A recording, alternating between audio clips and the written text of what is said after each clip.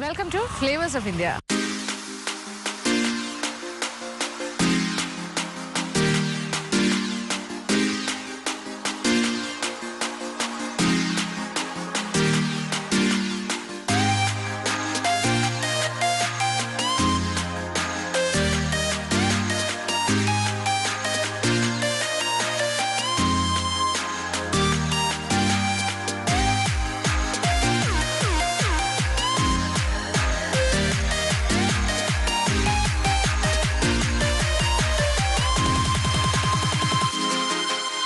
നമ്മളിപ്പോൾ ദിയു ഭാഗത്താണ് നിൽക്കുന്നത്. അതായത് ഗുജറാത്തിൻ്റെ വെസ്റ്റേൺ കോസ്റ്റൽ ഏരിയ. ദിയു ദമനൊക്കെ നമുക്ക് അറിയാമല്ലോ. അപ്പോൾ ഇപ്പോൾ ദിയുവിൻ്റെ വിശേഷങ്ങളെല്ലാം കണ്ട് ഞാനിവിടെ അതിന് കുറച്ചടുത്തായിട്ട് കിടക്കുന്ന കൊട്ടട എന്ന് പറഞ്ഞൊരു സ്ഥലത്താണ് നിൽക്കുന്നത്. ഇതൊരു എല്ലാം കോസ്റ്റൽ ഏരിയാസാണ്. ഇപ്പോൾ ഇവിടെ വന്നതിൻ്റെ ഒരു പ്രധാന ഉദ്ദേശം എന്ന് പറയുന്നത് ഒരു ഹാച്ചറി കാണാനാണ്. ഹാച്ചറി എന്ന് പറയുന്നത് എന്താണ്? ഈ കുഞ്ഞുങ്ങളെ ബ്രീഡ് ചെയ്യുന്ന സ്ഥലമാണ് ഹാച്ചറി. അപ്പോൾ ഇത് എന്തിൻ്റെ ഹാച്ചറിയാണെന്ന് വെച്ചാൽ ഇത് ഷ്രിംസ്, അതായത് കൊഞ്ചിൻ്റെ ഹാച്ചറി.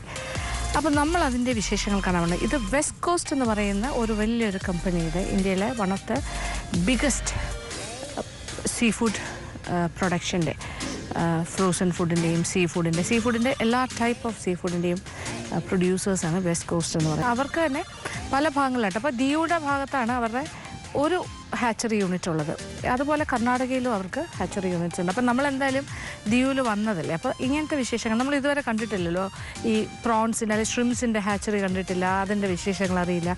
അപ്പോൾ ഇപ്പോൾ ഞാൻ വന്ന് നിൽക്കുന്നത് അതിനുവേണ്ടി ആ ഒരു പ്രദേശത്ത് എത്തിയിരിക്കുകയാണ്. അതേ നോക്കൂ, west cost frozen food private limited seed division എന്നാണ് ഇരിക്കുന്നത്. സീഡ് ഡിവിഷൻ എന്ന് പറയുമ്പോൾ ഇവിടെ കുഞ്ഞുങ്ങളെ ബ്രീഡ് ചെയ്യുന്ന സ്ഥലം. ഇത് പ്രോൺസിൻ്റെ അല്ലെങ്കിൽ ഷ്രിംസിൻ്റെ കുഞ്ഞുങ്ങളെ അതിൻ്റെ എംബ്രിയോ സ്റ്റേജ് തൊട്ട് അതിൻ്റെ ഒരു ഫാമിലേക്ക് കൊണ്ടുപോകുന്ന വരെയുള്ള ഒരു സ്റ്റേജാണ് ഇവിടെ നടക്കുന്നത്. അപ്പോൾ west coast seafood products അല്ലെങ്കിൽ വെസ്റ്റ് കോസ്റ്റ് ഗ്രൂപ്പ് ഓഫ് കമ്പനീസിൻ്റെ സീ ഫുഡ് യൂണിറ്റിൻ്റെ ഒരു ബ്രാൻഡ് നെയിമാണ് കാംപേ ടൈഗർ. അപ്പോൾ കാംപേ ടൈഗറിൻ്റെ അതിൽ വിൽക്കുന്ന ഈ പ്രോൺസ് എന്ന് പറഞ്ഞ വിഭാഗം അല്ലെങ്കിൽ ഷ്രിംസിൻ്റെ ഏത് ടൈപ്പാണെങ്കിലും അതെല്ലാം തന്നെ ട്രേസബിൾ ആണെന്നുള്ളതാണ് ഏറ്റവും പ്രധാനപ്പെട്ട കാര്യം. ട്രേസബിൾ എന്ന് പറയുമ്പോൾ ട്രേസബിളിന് എഴുതി വെച്ചിരിക്കുന്നുണ്ടല്ലേ, അവർക്ക് അവരുടെ ഷ്രിംസിനെ അറിയാം.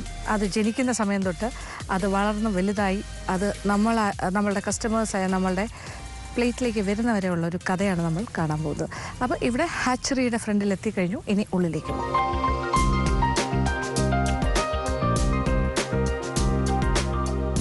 ഹലോ, നമസ്കാരം. ഓ, താങ്ക് യു സോ മച്ച്. ഇത് ശ്രീ അജയ് കുമാർ, സീനിയർ മാനേജർ, ഈ വെസ്റ്റ് കോസ്റ്റ് പ്രൈവറ്റ് ലിമിറ്റഡ് ഈ കമ്പനിയുടെ ഗ്രൂപ്പ് ഓഫ് കമ്പനീസിൻ്റെ ഈ ഹാച്ചറി യൂണിറ്റിൻ്റെ എല്ലാം ഫുൾ അദ്ദേഹമാണ് നോക്കുന്നത്. ഈ ഭാഗത്തെ അല്ലേ? പിന്നെ അതായത് നമ്മളിപ്പോൾ ദിയുവിൽ ആണ് നിൽക്കുന്നത്. ഇവിടുത്തെ കുറേ വിശേഷങ്ങൾ അറിയണമെന്ന് ഭയങ്കര ആഗ്രഹം. കാര്യം ഞാൻ ഒരുപാട് കേട്ടു വെസ്റ്റ് കോസ്റ്റിനെ കുറിച്ച്, പിന്നെ ട്രേസബിൾ ക്വാളിറ്റി, നിങ്ങളുടെ ഈ ട്രേസബിലിറ്റിയെക്കുറിച്ച്, ഈ ഇവിടുത്തെ ഷ്രിംസിൻ്റെ സ്പെഷ്യാലിറ്റീസിനെ കുറിച്ചൊക്കെ. അപ്പോൾ ഇതൊരു നോവൽ കൺസെപ്റ്റായിട്ട് തോന്നുന്നു. എനിക്ക് തോന്നുന്നു ഇന്ത്യയിൽ തന്നെ ഏറ്റവും കൂടുതൽ ഉൽപ്പാദിപ്പിക്കപ്പെടുന്ന അല്ലേ ഉൽപ്പാദിപ്പിക്കുന്നത് നിങ്ങൾ തന്നെയാണ്. ഒന്നാണ് ഏറ്റവും one of the biggest. Okay, അതിന് കൂടുതലും എക്സ്പോർട്ടിങ് മാത്രമാണോ? എല്ലാം ഉണ്ട് അല്ലേ? എക്സ്പോർട്ടിങ്ങും മാക്സിമം എക്സ്പോർട്ടാണ്. അപ്പം നിങ്ങളുടെ കൊഞ്ച് ഇവിടെ തന്നെ ഉണ്ടാകുന്നു അല്ലേ? ഇവിടെ നിന്ന് കുഞ്ഞുങ്ങളെ ജനിപ്പിച്ച് ഫാമിലേക്ക് വിടുന്നു. അപ്പം ഫാമൊക്കെ സൂററ്റിന്റെ ഭാഗത്താണോ? പിന്നെ എവിടെയൊക്കെയാ? വേറെയും സെയിൽസ് ഉണ്ട്. അതായത് പിന്നെ സൂറത്ത് കഴിഞ്ഞ് അങ്ങോട്ടേക്കുള്ള പല ഗുജറാത്തിന്റെ പല ഭാഗങ്ങളിലും ഇവിടുന്ന് ചെമ്മീൻ നമ്മൾ സീഡ്സ് കൊടുക്കുന്നുണ്ട്. ചെമ്മീൻ്റെ കുഞ്ഞുങ്ങളെ കൊടുക്കുന്നുണ്ട്. ഫാമിലേക്ക് മാത്രമല്ല മറ്റുള്ള ഫാംസിലേക്ക് കൊടുക്കുന്നു. ഓക്കെ, ഡിസ്ട്രിബ്യൂഷൻ അതുണ്ട്. അപ്പോൾ അവരുടെ ഫാംസിലേക്ക് മാത്രമുള്ള പിന്നെ കുഞ്ഞുങ്ങളെ മാത്രമല്ല ഇവിടെ ഡെവലപ്പ് ചെയ്യുന്നത്. പക്ഷേ ഈ ക്വാളിറ്റി അല്ലേ, നിങ്ങളുടെ ഒരു പിഡിഗ്രി ഈ നിങ്ങളുണ്ടാക്കിയെടുക്കുന്ന ഈ ഷ്രിംസിന് മറ്റ് ഇതുപോലെ ആവശ്യക്കാരുണ്ടെങ്കിൽ അല്ലേ, ഫാംസ് ഇതുപോലെ ഷ്രിംസിൻ്റെ ഫാം നടത്തുന്ന ആൾക്കാർക്കും കൊടുക്കുന്നുണ്ട്. അപ്പോൾ സൂററ്റിൻ്റെ ഔട്ട്സ്കേർട്സിലൊക്കെയാണ് ഏറ്റവും കൂടുതൽ ഫാം. നിങ്ങളുടെ വെസ്റ്റ് കോസ്റ്റലിൻ്റെ ഈ കാംപേ ടൈഗർ എന്ന് പറയുന്ന ബ്രാൻഡിൻ്റെ ഷ്രിം ഫാംസ് ഏറ്റവും കൂടുതലുള്ളത് അല്ലേ, ആ ഭാഗത്തൊക്കെയാണ്. അതല്ലാണ്ട് വേറെ എവിടെയെങ്കിലും ഫാംസ് എവിടെയൊക്കെയുള്ളത്? ഫാംസ് ഗുജറാത്തിൽ ഇൻ ആൻഡ് അറൗണ്ട് തന്നെയാണ് അല്ലേ മോസ്റ്റ്ലി? അതോ എല്ലാ കോസ്റ്റ് ആന്ധ്രയിലും ആന്ധ്രയിലുണ്ട്, ഉണ്ട്, തമിഴ്നാട് കർണാടക അവിടെയൊക്കെ ഉണ്ട്. അവിടെയൊക്കെ ഉണ്ട്. Okay okay. എനിക്ക് എല്ലാ സ്ഥലത്തും കൂടി പോകാൻ പറ്റില്ല, അത് കാരണം ഞാനിപ്പോൾ കറക്റ്റ് സ്ഥലത്താണ് വന്നത്. എന്തായാലും സൂററ്റ്, ഞാനിപ്പോൾ ഗുജറാത്തിൽ നിൽക്കുന്നുണ്ട്, സൂററ്റിൻ്റെ ഭാഗത്തേക്ക് ഡെഫിനറ്റ്ലി പോകും ഇതിൻ്റെ ഈ സ്റ്റോറിയുടെ ബാക്കി അറിയാനായിട്ട്. ഇതിൻ്റെ ഒരു കണ്ടിന്യൂറ്റി വേണമല്ലോ. അപ്പോൾ നമ്മളിപ്പോൾ ഇവിടെ ഹാച്ചറിയിൽ എത്തിയിരിക്കുന്നു. എനിക്ക് കുറേ കാര്യങ്ങൾ സംശയങ്ങളുണ്ട്. അപ്പോൾ ഇതൊക്കെ കാണാൻ പറ്റുന്നത് ഇപ്പോൾ ശരിക്കും ഇത് നടക്കുന്ന സമയമാണോ ഇതിൻ്റെ ബ്രീഡിങ്? ഞങ്ങൾ ശരിക്കും ഈ ഞങ്ങളുടെ ഒരു സീസൺ ഏകദേശം ഓഗസ്റ്റിൽ കഴിഞ്ഞതിന് ശേഷം മൺസൂൺ കഴിഞ്ഞ് രണ്ടാമത്തെ സീസൺസ് തുടങ്ങുക. അപ്പോൾ അതിൻ്റെ മെയിൻ്റനൻസ്, ഡിസിൻഫെക്ഷൻ ആൻഡ് മെയിൻ്റനൻസ് എന്ന് പറയും ആ ഒരു സമയം. അത് കഴിഞ്ഞ് ഇപ്പോൾ തുടങ്ങുന്ന ജസ്റ്റ് സ്റ്റാർട്ടിംഗ് സ്റ്റേജ് ആണ്. ജനുവരിയിലാണ് ശരിക്കും കുഞ്ഞുങ്ങളെയൊക്കെ സ്റ്റോക്ക് ചെയ്ത് വളർത്തിയെടുക്കുന്ന സമയം. ഓക്കെ. അപ്പോൾ ഞാൻ ശരിക്കും പറഞ്ഞ ഇച്ചിരി ഏർലി ആയിപ്പോയി. ഇപ്പോൾ ആ ഒരു ടൈം ആകുന്നേ ഉള്ളൂ. ഇവിടെ എല്ലാ തയ്യാറെടുപ്പുകളും നടത്തി ഇതൊക്കെ എന്താ പറയുക എല്ലാം വൃത്തിയാക്കി അല്ലേ, ഒരു ക്ലീനിങ്, ഡിസിൻഫെക്ഷൻ അങ്ങനെയൊക്കെ നടത്തുന്ന ഒരു സമയമാണ്. എങ്കിലും ഇതിൻ്റെ പ്രൊസീജിയർ കുറച്ച് കാര്യങ്ങൾ ഇവിടെയുള്ള ഫെസിലിറ്റീസ് എല്ലാം ഒന്ന് കാണിച്ചു തരാം.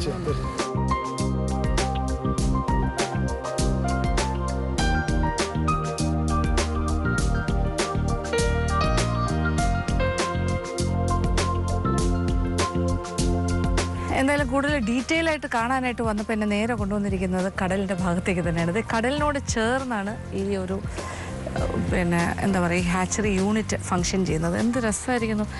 അതിമനോഹരമായ അറേബ്യൻ കടൽ, അതിനോട് ചേർന്ന് കിടക്കുന്ന പ്രദേശം. എന്തുകൊണ്ടാണ് കടലിനോട് ഇങ്ങനെ ചേർന്ന് കിടക്കുന്ന രീതിയിൽ ചെയ്തിരിക്കുന്നത്? കടൽ വെള്ളത്തിലാണ് നമ്മൾ ഈ ഇത് കൾച്ചർ ചെയ്യാൻ പറ്റുന്നത്. ബേസിക്കലി 32 PPT എന്ന് പറയും, 30 PPT അല്ലെങ്കിൽ 32 PPT ഉപ്പിൻ്റെ അംശമുള്ള വെള്ളത്തിൽ മാത്രമാണ് ഇത് കൃഷി ചെയ്യാൻ കൾച്ചർ ചെയ്യാൻ പറ്റുന്നത്. അതുകൊണ്ട് മാത്രമാണ് ഇത് പറ്റുന്നത്. അപ്പോൾ ഈ കടൽ വെള്ളം പമ്പ് ചെയ്തെടുക്കും ആവശ്യത്തിന്. അപ്പോൾ ഹാച്ചറിയുടെ ഏറ്റവും ഇമ്പോർട്ടൻ്റ് ആയിട്ടുള്ള ഒരു കാര്യമാണ് 30 PPT എന്ന് പറയുന്നത്, അതായത് സോൾട്ട് കണ്ടന്റ്. അതിൻ്റെ ആ ഒരു അളവനുസരിച്ചിട്ടാണ്, അതിൽ മാത്രം ആ വെള്ളത്തിലാണ് ഈ എന്താ പറയുക ഹാച്ചറിയുടെ കാര്യങ്ങൾ ഫങ്ഷൻ ചെയ്യുന്നത്. ഈ മുട്ട വിരിക്കുന്നതും അല്ലേ, ഈ ഒരു breeding, whole process of breeding and കുഞ്ഞുങ്ങളുടെ ആ ഡെവലപ്മെൻറ്റ്. അതുകൊണ്ട് ഏറ്റവും അടുത്ത് കിടക്കുന്ന കടലാണെങ്കിൽ കടലിൻ്റെ ഏറ്റവും നല്ലതാണ്. ഇവിടുന്ന് വെള്ളം പമ്പ് ചെയ്ത ആവശ്യാനുസരണം കടൽ വെള്ളം എടുത്തിട്ടാണ് ചെയ്യുന്നത്. അപ്പം അതാണ് ആദ്യത്തെ സ്റ്റേജ് അല്ലേ. സോ കടലിൽ നിന്നും ഇങ്ങനെ ട്യൂബ്, വലിയ ട്യൂബ്സ് വെല്ലിലേക്ക് എടുക്കും. ആദ്യം വെല്ലിലേക്ക് എടുക്കും കടൽ വെള്ളം. വെല്ലിൽ നിന്ന് വീണ്ടും പമ്പ് വഴി ഫിൽട്രേഷൻ യൂണിറ്റിലേക്ക് പോകും. അപ്പോൾ കടൽ വെള്ളം ആ കിണറിൽ സ്റ്റോർ ചെയ്തിട്ട് അവിടെ നിന്ന് പമ്പ് മാർഗം ഇതിലേക്ക് വന്നിട്ട് ഒരു ഫസ്റ്റ് സ്റ്റേജ് ഓഫ് ഫിൽട്രേഷൻ. അതെ, റാപ്പിഡ് സാൻഡ് ഫിൽറ്റർ എന്ന് പറഞ്ഞിട്ട് ഇത് സാധാരണ സ്വിമ്മിംഗ് പൂൾസിലൊക്കെ ഉപയോഗിക്കുന്ന ഫിൽറ്റേഴ്സാണ്. First stage of filtration. ഇത് കഴിഞ്ഞിട്ട് ഇനിയും ഫിൽറ്റർ ചെയ്യും. ഓക്കെ.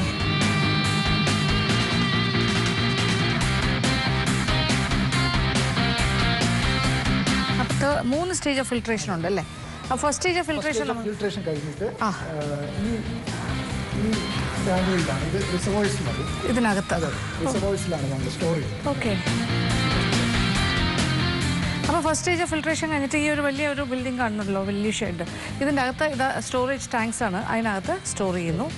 അത് കഴിഞ്ഞിട്ട് വീണ്ടും അതിൽ ക്ലോറിനേഷൻ, ഡീക്ലോറിനേഷൻ എന്നുള്ള ഒരു പ്രോസസ് ഉണ്ട്. ക്ലോറിനേഷൻ എന്ന് പറഞ്ഞാൽ ഡിസിൻഫെക്ഷന് വേണ്ടിയിട്ട് ക്ലോറിനേഷൻ നമ്മൾ ചേർക്കും. നമ്മൾ കുടിവെള്ളം ചെയ്യുന്നത് പോലെ തന്നെ ഈ സീ വാട്ടറും ക്ലോറിനേഷൻ ചെയ്ത് അത് വീണ്ടും റീസർക്കുലേഷൻ വഴി ഈ ഫിൽറ്റർ വഴി വീണ്ടും ഒരു പ്രാവശ്യം കൂടി ഫിൽറ്റർ ചെയ്യും. ഓക്കെ. അപ്പോൾ ക്ലോറിനേഷൻ കഴിഞ്ഞിട്ട് സീ വാട്ടറിനെ ഫസ്റ്റ് ഫിൽറ്ററിങ് കഴിഞ്ഞിട്ട് സ്റ്റോർ ചെയ്യുന്നു. അത് കഴിഞ്ഞിട്ട് ക്ലോറിൻ ആഡ് ചെയ്തിട്ട് ഒരു ക്ലോറിനൈസേഷൻ ചെയ്തിട്ട് അത് കഴിഞ്ഞിട്ട് അത് വീണ്ടും ഫിൽറ്റർ ചെയ്യുന്നു. Again next stage. ഓക്കെ. പിന്നെ അതിൻ്റെ അടുത്ത stage, second stage of filtration ഇവിടെ നടക്കുന്നു. പിന്നെ അത് കഴിഞ്ഞിട്ട് ഇവിടെ നിന്ന് മേളിലേക്ക്, ഈ ബിൽഡിങ്ങിൻ്റെ മേളിലാണ് മൂന്നാമത്തെ ഫിൽറ്ററിങ് യൂണിറ്റ് ഉള്ളത്. അതിൻ്റെ മേളിൽ വെച്ചിട്ടാണ് തേർഡ് റൗണ്ട് ഓഫ് ഫിൽട്രേഷൻ. അങ്ങനെ 3 സ്റ്റേജസ് ഓഫ് ഫിൽട്രേഷൻ കഴിഞ്ഞിട്ട് വീണ്ടും സ്റ്റോറേജ്. ഓക്കെ. ഒരു വലിയൊരു ഷെഡ് അതിന് മാറ്റി വെച്ചിട്ടുണ്ട്. Big 100 tons. ഓക്കെ. അപ്പോൾ ഫിൽറ്റേർഡ് ആയിട്ടുള്ള 3 സ്റ്റേജസ് ഓഫ് ഫിൽട്രേഷൻ കഴിഞ്ഞ് വെള്ളം സ്റ്റോർ ചെയ്യുന്ന ഒരു ഭാഗത്തേക്ക് മാറ്റി കഴിഞ്ഞു. ഇൻ ബിറ്റ്വീൻ നമ്മൾ ഈ ഒരു ഷ്രിംസിൻ്റെ ബ്രീഡ് ചെയ്യുന്ന സമയത്ത് അവർക്ക് കൊടുക്കുന്ന മെറൈൻ ആൽഗ എന്ന് പറഞ്ഞിട്ട് ഒരു CV ടൈപ്പ് ഓഫ് തിങ് ഉണ്ട്, അത് കൊടുക്കും. അത് ഇവിടെ ഡെവലപ്പ് ചെയ്യുന്നുണ്ട്. അപ്പം അത് ആ ആൽഗയുടെ ഡെവലപ്മെൻ്റാണ് ഇതിനകത്ത് നടക്കുന്നത്. ഷ്രിംസിൻ്റെ പ്രൊഡക്ഷൻ പോലെ തന്നെ ആൽഗ, അതിനുള്ള ഭക്ഷണമായ ആൽഗയുടെ പ്രൊഡക്ഷനും സൈമൾട്ടേനിയസ് ആയിട്ട് നടക്കണം.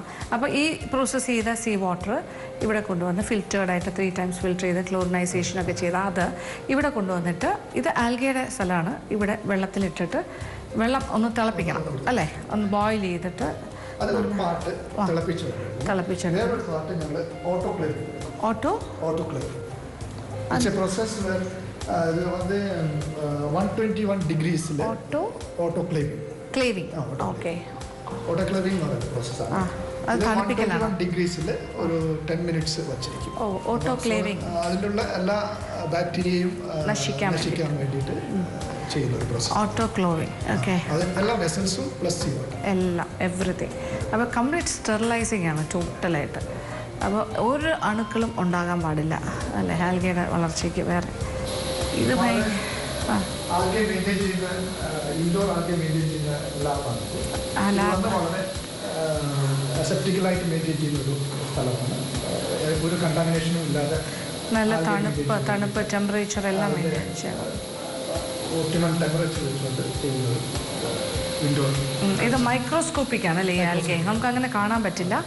അപ്പോൾ ഈ കളർ ഡിഫറൻസ് വെച്ചിട്ട് മാത്രമേ മനസ്സിലാക്കാൻ പറ്റുള്ളൂ. ഇപ്പോൾ നമ്മൾ കണ്ട വെള്ളം പ്യോർ വെള്ളത്തിൻ്റെ നിറമാണ്, പ്ലെയിൻ കളർ, അത് ട്രാൻസ്പെറൻറ്റ് കളർ. പക്ഷേ ആൽഗെ വളരുന്നു എന്നുള്ളതിൻ്റെ സൂചനയാണ് ഇത്. ഈ വെള്ളത്തിൻ്റെയൊക്കെ കളർ നോക്കൂ, ഒരു യെല്ലോ കളർ. ഇത് മൈക്രോസ്കോപ്പിക്കാണ്. ഉള്ളി മൈക്രോസ്കോപ്പിൽ കൂടെ മാത്രമേ നമുക്ക് നോക്കിയാലേ ഈ ആൽഗയെ കാണാൻ സാധിക്കുള്ളൂ. 250 ml ആണ്. 250 ml ഞങ്ങളത് സ്കെയിലപ്പ് ചെയ്തിട്ട് ഒരു 10 ടൺ 5 ടൺ 10 ടൺ വരേക്കും കൊണ്ടുവരും. ഇത് സാമ്പിൾ പോലെയാണ് അല്ലേ? അപ്പോൾ ഇത് 20 ലിറ്റർ, ഇതിപ്പോൾ 2 ലിറ്റേഴ്സിലേക്ക് വീണ്ടും മാറ്റി. ഇപ്പോൾ ഇത് 250 ആണോ? അത്രയാണ് 250 ml അല്ലേ? അതിനെ ഇനി സ്കെയിലപ്പ് ചെയ്യും. ഇതെടുത്ത് അടുത്ത ഒരു ക്വാണ്ടിറ്റി ഓഫ് വാട്ടറിൻ്റെ കൂടെ ചേർത്തിട്ട് അതിന് വേണ്ട ബാക്കി മീഡിയംസ് ചേർത്തിട്ട് ന്യൂട്രിയൻസ് ചേർത്തിട്ട് കൂടുതൽ വളർത്തും. അപ്പോൾ കൂടുതൽ ക്വാണ്ടിറ്റി വളർന്ന് കാര്യം 20 ലിറ്റർ ആവശ്യാനുസരണം നിങ്ങളുടെ സ്ട്രിംസിന് ആവശ്യമുള്ളത് അല്ലേ? സ്ട്രിംസിൻ്റെ ബ്രീഡിങ് സ്റ്റേജിൽ ആദ്യത്തെ സ്റ്റേജ് കൊടുക്കുക. അപ്പോൾ അത് സ്ട്രിംസിന് മാത്രമേ ഇത് മനസ്സിലാവുള്ളൂ ആൽഗെ അതിനകത്തുണ്ടെന്ന് നമുക്ക് കാണാൻ പറ്റില്ല. പക്ഷേ ഇവരുടെ സയൻറ്റിസ്റ്റുകളെല്ലാം ഇവിടെ ഇരുന്ന് ശരിക്കും റിസർച്ച് വിങ് തന്നെയല്ലേ, ഇതൊരു ലാബാണ്. അവർ കറക്റ്റ് നോക്കിയിട്ട് മൈക്രോസ്കോപ്പിൽ കൂടെ നോക്കി അത് തിട്ടപ്പെടുത്തിയിട്ടാണ് ആൽഗയുടെ ആ വളർച്ചയും എല്ലാം നോക്കിയിട്ടാണ് ഇത് ചെയ്യുന്നത്.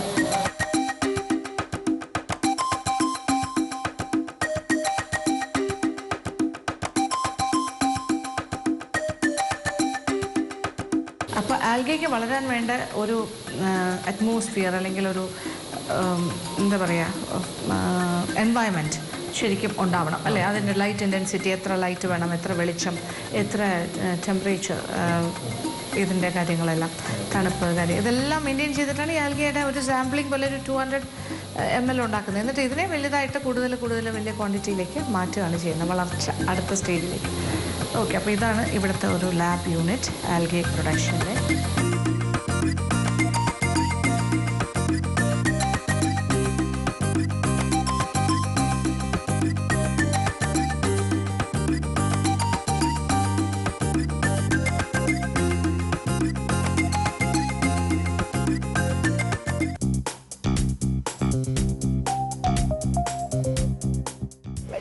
വലിയ ടാങ്കിലും ഈ കാണുന്ന വലിയ പാത്രങ്ങളിലും ഒക്കെയാണ് പിന്നീട് സ്കെയിലപ്പ് ചെയ്യുന്നത് ആൽഗെ. അതായത് ക്വാണ്ടിറ്റി കൂട്ടി വളർത്തതാണ് അന്നേരം. അതാണ് കാര്യം.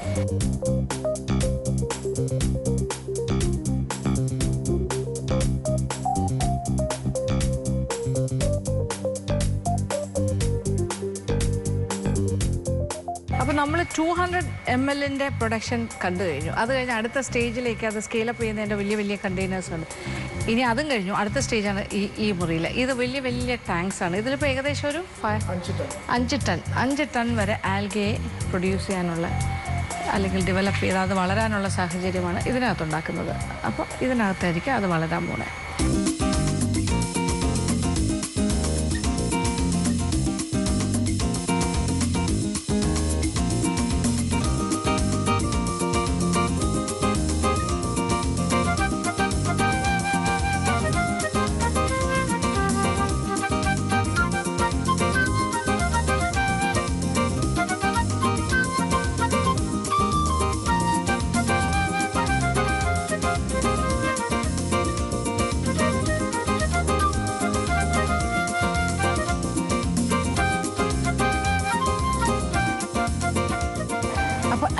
വിശേഷങ്ങളാണ് അവിടെ കണ്ടത്. ഇനി അടുത്ത ടാങ്ക് ഏരിയയിലേക്ക് വന്നു കഴിഞ്ഞു. ഇത് ഈ സ്ഥലത്താണ് നമ്മുടെ ബ്രീഡിങ് നടക്കുന്നത് അല്ലേ? ഏതാ? എഗ്ഗിലിരുന്ന് മുട്ടയിലിരുന്ന് അതായത് ഒരു മിനിറ്റ്. മുട്ടയിൽ നിന്നും വിരിഞ്ഞ് വരുന്ന ഷ്രിംസിൻ്റെ ആദ്യത്തെ സ്റ്റേജ് വന്ന് ഓക്കെ. പറയുന്നത്. ഇതിൻ്റെ ബ്രീഡിങ് സ്റ്റോറി കേൾക്കുകയാണെങ്കിൽ വളരെ ഇൻട്രസ്റ്റിംഗ് ആണ്. കാര്യം ഇതിൻ്റെ പാരൻസിനെ അല്ലേ, അതായത് ഈ ഷ്രിംസ് ജനിക്കുന്നതിന് മുന്നേ തന്നെ അതിൻ്റെ അച്ഛനമ്മമാരെ തീരുമാനിക്കുന്നു.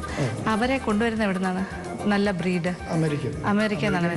ഹവായ്, ഫ്ലോറിഡ മുതലായ സ്ഥലങ്ങളിൽ നിന്നാണ് ബ്രീഡിംഗ് സെൻറ്റേഴ്സ്. അവിടെ നിന്ന് കൊണ്ടുവരുന്ന ഇങ്ങോട്ട് അല്ലെ ഇമ്പോർട്ട് ചെയ്ത് കൊണ്ടുവരും. നല്ല ക്വാളിറ്റിയുള്ള ഡിസീസ് ഫ്രീ ആയിട്ടുള്ള ഷ്രിംസിനെ കൊണ്ടുവരും. അത് ഒരു ഫീമെയിൽ ഉണ്ടാവും, മെയിൽ ഉണ്ടാവും, ആവശ്യത്തിന് കൊണ്ടുവരും. ഇവിടെ ഇപ്പോൾ ബ്രീഡ് ചെയ്യുന്ന ഈ foreign type of quality breed എന്ന് പറയുന്നത് ഈ കുഞ്ഞുങ്ങളുണ്ടാക്കുന്നത് അമേരിക്കൻ വൈറ്റ് ഷ്രിംപ് ഏറ്റവും കൂടുതൽ ഡിമാൻഡുള്ള ഒരു ഷ്രിംപാണ്. ലെറ്റേപ്പിനേസ് വനാമി സയൻറ്റിഫിക് നെയിം. ഇത് അമേരിക്കൻ വൈറ്റ് ഷ്രിംപാണ്. അപ്പോൾ അത് വേറെ എവിടെ ഇല്ല. അത് അമേരിക്കയിൽ നിന്ന് വന്നാലേ പറ്റുള്ളൂ അതിൻ്റെ പാരൻസ്. അപ്പോൾ അത് അവിടെ നിന്ന് ഏറ്റവും നല്ല ബ്രീഡിനെ കൊണ്ടുവരുന്നു. എന്നിട്ട് ആണുങ്ങളെ മെയിൽ ഷ്രിംസിനെയും ഫീമെയിൽ ഷ്രിംസിനെയും വേർതിരിച്ച് രണ്ടായിട്ട് ഇടുന്നു. അപ്പോൾ ഇതിന് വേറെ കുറേ പ്രോസസ്സൊക്കെ ഉണ്ട്. അത് കൊണ്ടുവന്ന് അക്ലിമറ്റൈസേഷൻ ഉണ്ട്, അങ്ങനെ കുറേ കാര്യങ്ങൾ ഉണ്ട് അല്ലേ. അപ്പോൾ മദർ പ്രോൺസിനെയൊക്കെ ഇവിടെ സൂക്ഷിക്കുന്നുണ്ട്. അപ്പോൾ അത് കഴിഞ്ഞിട്ട് ഈ മദർ പ്രോൺസിനെ മെയിൽ പ്രോൺസിൻ്റെ കൂട്ടിലേക്ക് വിടും അല്ലേ, അവർ താമസിക്കുന്ന സ്ഥലത്തേക്ക് വിടും. എന്നിട്ട് അവർ തമ്മിൽ മേറ്റ് ചെയ്യാനായിട്ട് അവസരം കൊടുക്കുന്നു. മേറ്റ് ചെയ്ത് കഴിഞ്ഞാൽ ഇമ്മീഡിയറ്റ്ലി അതിൽ നിന്ന് മാറ്റിയിട്ട് മദർ പ്രോൺസിനെ അത് മേറ്റ് ചെയ്ത് കഴിഞ്ഞാൽ എത്ര സമയത്തിനകം ഒരു 8 മണിക്കൂർ കഴിയുമ്പോൾ ഇത് മുട്ടയിടും അല്ലേ?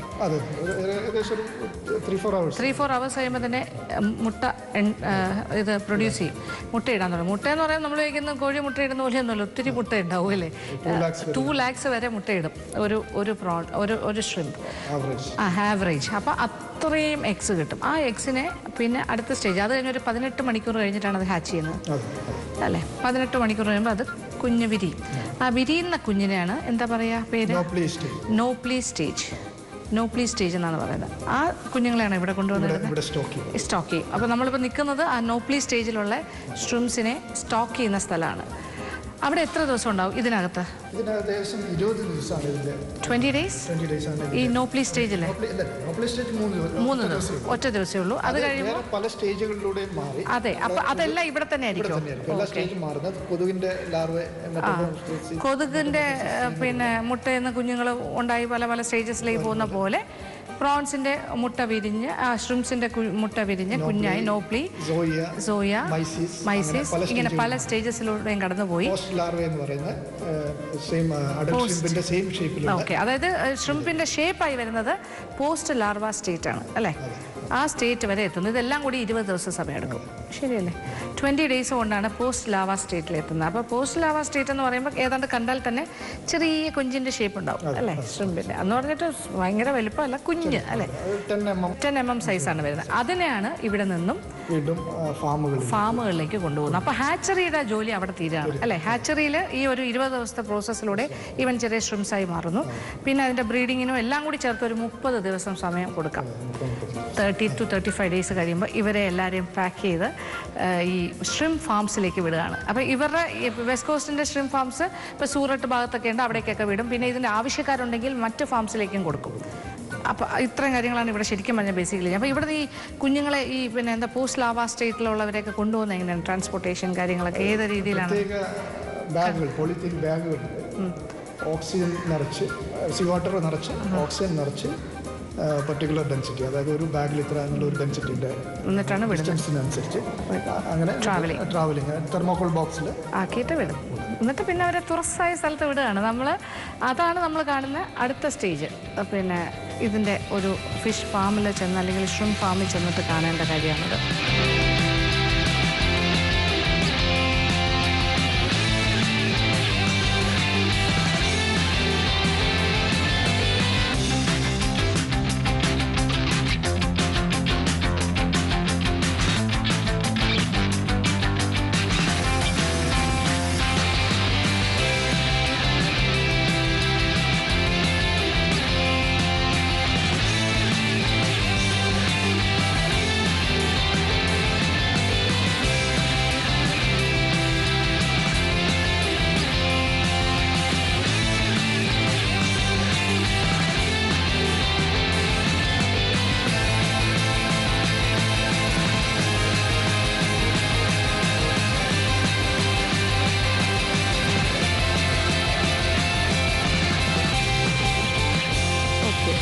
കാര്യം. അപ്പോൾ ഇപ്പോൾ ഇവിടെ എന്തായാലും ഈ ബ്രീഡിങ്ങിൻ്റെ ഇതിപ്പോൾ ഒരു റെസ്റ്റിംഗ് പീരീഡാണ്. ഇവിടെ എല്ലാം ഡിസിൻഫെക്റ്റൻസ് ഒക്കെ ഉപയോഗിച്ചിട്ട് നല്ലതായിട്ട് ക്ലീൻ ചെയ്ത് റെഡി ആക്കിയിട്ടേക്കാണ് അടുത്ത ഒരു സീസണിന് വേണ്ടിയിട്ട്, ബ്രീഡിങ് സീസണിന്. അതുകൊണ്ട് തന്നെ ഇപ്പോൾ ഈ പറഞ്ഞ ആൾക്കാർ ആരും ഇവിടെ ഇല്ല.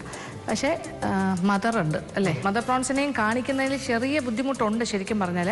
അവർക്കും ഒരു പ്രത്യേക ടെമ്പറേച്ചറും കാര്യങ്ങളും, എപ്പോഴും വെയിലൊന്നും സമയത്ത് അവരെ കാണിക്കാൻ പാടില്ല എന്നാണ്. ഒരു 4 o'clockന് ശേഷം അല്ലേ അവർക്ക് അതേ ലൈറ്റൊന്നും പാടില്ല. കാര്യം ഭയങ്കര പ്രശ്നമാണ്. അല്ലെങ്കിൽ അവരെ എങ്ങനെ സൂക്ഷിക്കണം. അവരെല്ലാം ഇങ്ങനെ കുഞ്ഞുങ്ങളെ പ്രൊഡ്യൂസ് ചെയ്യുന്നത് ഇഷ്ടം പോലെ. അപ്പോൾ അതിന് അവർക്കൊരു ഫേവറബിൾ ആയിട്ടുള്ളൊരു എൻവയറമെൻറ്റ് എപ്പോഴും വേണം. എങ്കിലും നമുക്ക് വേണ്ടിയിട്ട് ഒന്ന് കാണിച്ചു തരാമെന്ന് പറഞ്ഞിട്ടുണ്ട് മദർ പ്രോൺസിനെ. US ഹവായി എന്നൊക്കെ വന്ന മദർ പ്രോൺസാണ്. ഒന്ന് കണ്ടു നോക്കാം.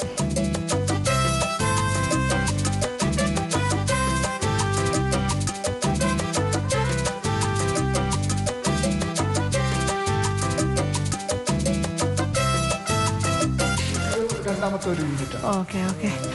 ഇതിനോടനുബന്ധിച്ചുള്ള ഇഷ്ടം പോലെ യൂണിറ്റ്സ് ഉണ്ട്. ഇങ്ങനെ ഓരോ മുറികളായിട്ട് 1, 2, 3 ഇങ്ങനെ സ്പ്രെഡ് ഔട്ട് ചെയ്ത് കിടക്കുകയാണ്. ഇതിലെല്ലാം തന്നെ ഇതിൻ്റെ ഹാച്ചറിയുടെ ഭാഗമാണ്. ഈ കുഞ്ഞു പല സ്റ്റേജസിലുള്ള ഈ എന്താ പറയുക, സ്ട്രിംസിനെ സൂക്ഷിക്കുന്ന സ്ഥലം.